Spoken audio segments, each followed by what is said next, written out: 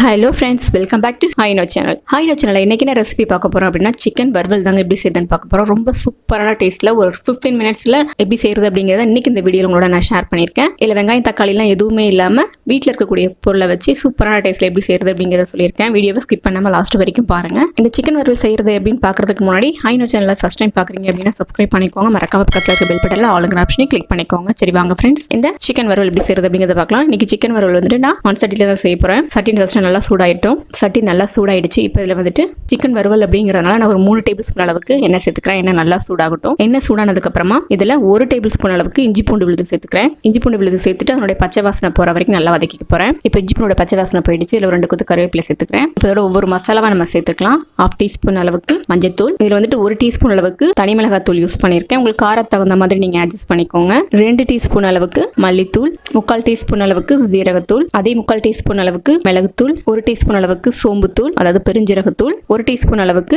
கரம் மசாலா சேர்த்துக்கிறேன். இதுக்கு தேவையான உப்பு. இந்த மசாலா வந்துட்டு எல்லாமே நான் வீட்டில் ரெடி பண்ணது தான். நம்ம மசாலாலாம் சேர்த்துட்டு இந்த பச்சை வாசனை போகிற வரைக்கும் எண்ணெயில நல்லா வறுத்துக்கலாம். இன்னைக்கு நான் வந்துட்டு 1 கிலோவுக்கு சிக்கன் எடுத்துருக்கேன். இந்த அளவில் நீங்கள் செஞ்சு பாருங்க, சூப்பராக இருக்கும். சிக்கன் நல்லா கழுவிட்டு தண்ணிலாம் எதுவுமே இல்லாமல் நம்ம இந்த மசாலாவோட சேர்த்துக்கலாம். நான் இதில் வந்து வெங்காயம் தக்காளி இதெல்லாம் எதுவுமே சேர்க்கல. நம்ம கழுவி க்ளீன் பண்ணி வச்சிருந்த 1 கிலோ சிக்கனை இதோட சேர்த்துடலாம். சிக்கன் சேர்த்துட்டு நல்லா இந்த மசாலாவோட கலந்து விட்டுக்கலாம். சிக்கன் அப்படிங்கிறதுனால கண்டிப்பாக தண்ணி விடும். நான் இன்னைக்கு வந்துட்டு ட்ரையாக பண்ண போகிறேன். அதனால தண்ணிலாம் அதிகமாக சேர்க்கல. ஃபர்ஸ்ட் நான் வந்து சிக்கனை நல்லா வதக்கிக்கிறேன். தேவை அப்படின்னா தண்ணி சேர்த்துக்கலாம். இப்போ பாருங்க, நான் தண்ணி கொஞ்சம் கூட சேர்க்கல. நம்ம சிக்கன் மசாலாவோட வதங்கும் போதே நல்லா தண்ணி விட ஆரம்பிச்சிடும். நான் இதில் வந்துட்டு ஒரு 1/2 டம்ளர் அளவுக்கு தண்ணி சேர்த்துக்க போறேன். இது வந்து சிக்கன் கொஞ்சம் பெரிய பெரிய பீஸா இருக்கிறதுனால கொஞ்சம் தண்ணி சேர்த்து வேக வச்சோம் அப்படின்னா சீக்கிரம் வேகும் அப்படிங்கிறதுக்காக ஒரு 1/2 டம்ளர் தண்ணி சேர்த்துருக்கேன். நான் வந்துட்டு ட்ரையா பண்ண போறதுனால தண்ணி அதிகமாக சேர்க்கல. தண்ணி சேர்த்து கலந்து விட்டுட்டு கரெக்டாக ஒரு 10 நிமிஷத்துக்கு நம்ம மூடி போட்டு வேக வச்சோன்னா சிக்கன் சூப்பராக ரெடி ஆகிடும். அதுக்கு மேலே வேக வச்சிங்க அப்படின்னா உங்களுக்கு சிக்கன் வந்துட்டு கல் மாதிரி இருக்கும். இப்போ பாருங்க, நான் சேர்த்த தண்ணி இல்லாமல் அதுவும் தண்ணி நிறையவே விட ஆரம்பிச்சிருக்கு. எனக்கு ட்ரையா வேணும் அப்படிங்கிறதுனால மறுபடியும் மூடி போட்டுட்டு ஒரு ஹை ஃப்ளேம்ல ஒரு 5 மினிட்ஸ்க்கு வச்சோம் அப்படின்னா இந்த அளவுக்கு உங்களுக்கு தண்ணியெல்லாம் நல்லா வித்து சிக்கன் பீஸும் நல்லாவே வெந்துடும் உங்களுக்கு. இதை வந்துட்டு நீங்க சாதத்தோடையும் சரி, இட்லி தோசை